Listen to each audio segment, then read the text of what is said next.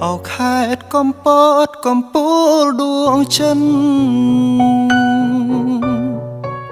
ខ្ញុំសែនអាណិតហើយពិតជាស្មោ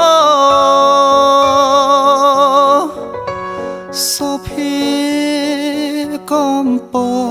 តស្លូតបូតរែទាំងជំពាចិនចងពងស្ម័គ្រគ្មានឡើយអាកាំងត្រជាប្រៀបបានសំដីអងអែលហារតីឲ្យកើតក្តីស្នេហ៍កំពូលកំពតនៅឥតកែប្រែ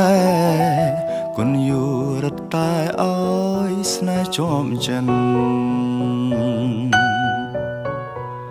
បើឃ្លាតទាំងស្រមៃឲ្យក្តីអាល័យតុងភ័យផ្ដេកផ្ដិតគឺជារឿងកម្មប្រចាំជីវិតកំពតដួងចិត្តអាណិតខ្ញុំផងកំពតពោពេញលលែងឡើងថ្មីកែសលកខ្ចីគប់ចិនដាបងថ្ងៃណានឹងបានប្រានបីត្រកងកំពតរៀមសងពងជានិរន្តរ៍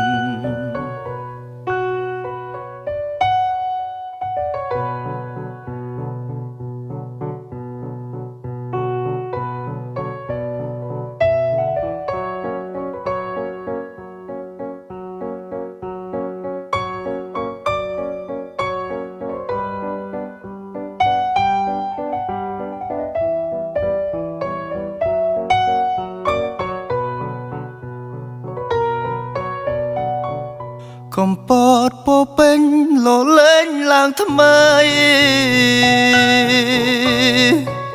កែសលកខ្ចីគប់ចិនដាបង